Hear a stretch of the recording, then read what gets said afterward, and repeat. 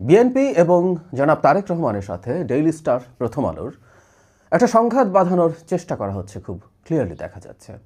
এই চেষ্টার মধ্যে অনেকেই আছেন এবং বিশেষ করে দেশের বাইরে অবস্থান করা অতি ইনফ্লুয়েন্সাররা খুবই অ্যাক্টিভ এই ব্যাপারে দেখা যাচ্ছে।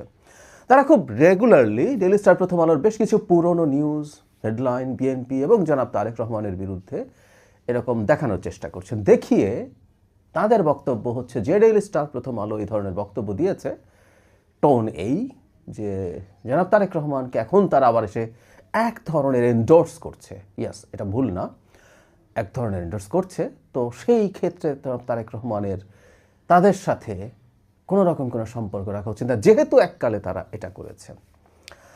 আমরা সাম্প্রতিক সময় দেখেছি জনাব তারেক রহমান যখন দেশে ফিরে আসবেন এটা নিশ্চিত হয়েছে, তখন বিএনপির পক্ষ থেকে বিএনপির মিডিয়া সেল একটা প্রোগ্রাম আয়োজন করেছিলেন সংবাদপত্র বা মিডিয়ার মানুষজনকে নিয়ে। সেখানে প্রথম আলো সম্পাদক এবং ডেইলি স্টার সম্পাদক গিয়েছিলেন। গিয়ে তাদের বক্তব্যে তারা বিএনপির প্রতি প্রত্যাশার কথা বলেছেন, বিএনপি ক্ষমতায় আসতে পারে সেটা বলেছেন, প্রত্যাশার বাইরে ঘটনা ঘটতে পারে সেটা বলেছেন। আবার এটাও সত্য, তারা এক ধরনের এন্ডোর্সমেন্ট করেছেন যে নির্বাচন হয়ে এই ধরনের ক্ষমতা ট্রান্সফার হওয়াটাই জরুরি।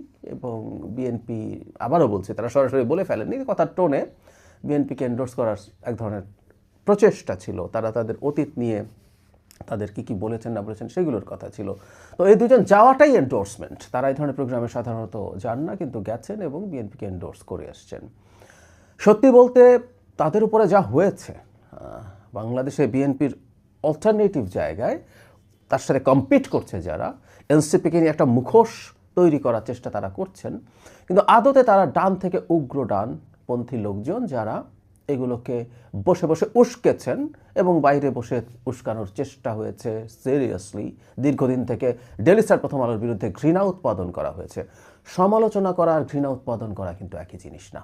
সারা পৃথিবীতে ঘৃণা উৎপাদন করা একটা ক্রাইম। যাই হোক, সেগুলো হয়েছে।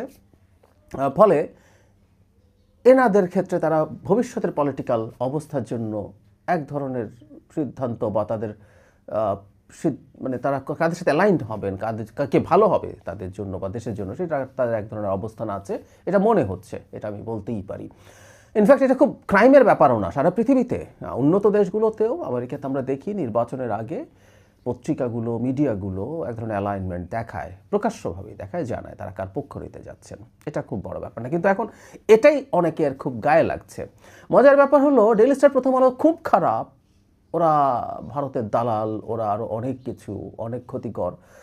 তো এরা তারেক রহমানের সাথে যদি অ্যালাইন্ড হয়, যারা তারেক রহমান বিরোধী, বিএনপি বিরোধী, জামাতপন্থী লোকজন, জামাতের ভালো চান সকাল বিকাল, তাদের তো খুশি হওয়ার কথা, কারণ তারেক রহমান পচুক, তাই তো, আমি তো তাই বুঝি। তারেক রহমান পচে গেলে সবচেয়ে ভালো হয়, এবং সেটা ডেইলি স্টার প্রথম আলোর সাথে মাখামাখির কারণে যদি পচে যায়, সেটা তাদের পারপাস সার্ভ করে, দ্যাটস ফাইন, এটা খুবই ভালো হওয়ার কথা ছিল। কিন্তু না, তারা দেখানোর চেষ্টা করছে তুমি সরে আসো, তোমার ক্ষতি হচ্ছে। মানে প্রায় দেখি বিএনপি এবং তারেক রহমানের প্রধান শুভাকাঙ্ক্ষী হয়ে উঠছেন জামাতের লোকজন, জামাত সমর্থক লোকজন, জামাতের ন্যারেটিভ যারা তৈরি করেন তারা।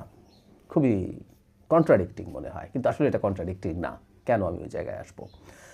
তার আগে একটা কথা বলি যে ডেইলি স্টার প্রথম আলো বিএনপি এবং জনাব তারেক রহমানের উপর ইনজাস্টিস করেনি, কথাটা ঠিক না, করেছে, একটা সময় করেছে। এবং এর মধ্যে অন্তত একজন সম্পাদক, ঠিক নাম না তুলে, কিন্তু 11 সময়কার তার ডিজিএফআই এর তথ্য চোখ বন্ধ করে পাবলিশ করে ফেলা নিয়ে তিনি দুঃখ প্রকাশ করেছেন এবং এটা তার ভুল হয়েছে সেটা স্বীকার করেছেন, যারা মাহফুজা নাম। কিন্তু আমরা এভাবে যদি বলি যে কেউ কেউ কারো কারো প্রতি ইনজাস্টিস করেছেন, তারপর তিনি তার পক্ষে এসে দাঁড়িয়েছেন, ইনফ্যাক্ট এটা তার বিজয়, মানে জনাব তারেক রহমানের বিজয় হয়েছে।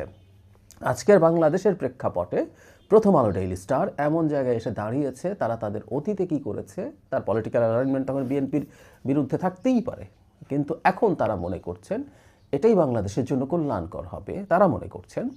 ফলে তাদের এই অ্যালাইনমেন্ট বরং বিএনপির বিজয়। আমি প্রায় একটা কথা বলি, সুপার পাওয়ারের ইগো থাকে না। ভারতের মতো ফকিন্নি রাষ্ট্রেরই ইগো থাকে, সেই ইগো দেখায়, আমেরিকা ইগো দেখায় না। এই জন্য আমেরিকা সুপার পাওয়ার। কার সাথে একসময় কী কথা বলেছিলাম, কী সমস্যা হয়েছিল, মুহূর্তে আমি তার সাথে পরিবর্তিত হয়ে পরিবর্তিত পরিস্থিতিতে ডিল করব। এক্ষেত্রে যার বিজয় হয় সে এটাকে মেনে নেয় এবং এটা ভেবেই সম্পর্কে এগিয়ে যায়। বিএনপি একটা সুপার পাওয়ার হিসেবে আমি দেখতে চাই। তো একটা সময় কে কী বলেছিল তাতে কিছু আসে যায় না, বরং আমি এখন সাথে আমার সম্পর্ক ভালো। এবং ডেইলি স্টার প্রথম আলো বিএনপির পক্ষে যাওয়া বিএনপির জন্য positive. I repeat, daily star প্রথম আলো বিএনপির পক্ষে যাওয়া, পক্ষে বলতে আমি এটা বোঝাচ্ছি না তার হয়ে মাঠে নেমে ক্যাম্পেইন করতে শুরু করবে, আরও সকল কিছু পত্রিকা এখন যা করছে যে আমাদের পক্ষে, সেটা না। কিন্তু তার যে সূক্ষ্ম এক ধরনের অবস্থান আছে, এজন্যও ডেইলি স্টার প্রথম আলো হয়েছে। ও আরও অনেক পত্রিকা হয় নাই, বন্ধ হয়ে গিয়েছিল, আসার পর মনে করেছিল কি না কি হয়ে যাবে, হয় নাই। তো এইটাই আসলে খুব গুরুত্বপূর্ণ কাজ করবে।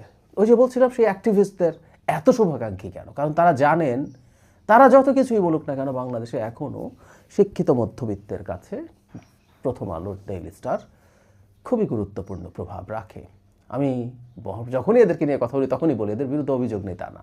এদের পলিটিক্যাল অ্যালাইনমেন্ট, পলিটিক্যাল আইডিওলজিক্যাল অবস্থান কারো কাছে খারাপ লাগতেই পারে। তারা কেউ কখনো কখনো ভুলভাল সংবাদ ছাপাতেও পারে। আর অপিনিয়ন তার সংবাদ না, তাদের অপিনিয়নও অনেকের কাছে ভালো নাও লাগতে পারে, কিন্তু এরা ম্যাটার করে, এদের কোনো বিকল্প দাঁড়ায় নেই।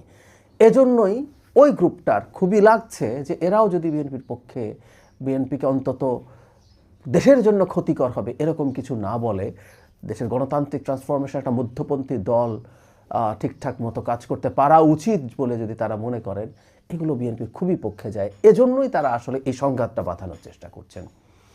বিএনপি এবং জনাব তারেক রহমান নিশ্চয় স্টুপিড নন। তারা কোনোভাবেই এসব ফালতু প্রচারণায়, বা তাদের সমর্থকরাও এসব ফালতু প্রচারণায় পা দেবেন বলে আমি মনে করি না।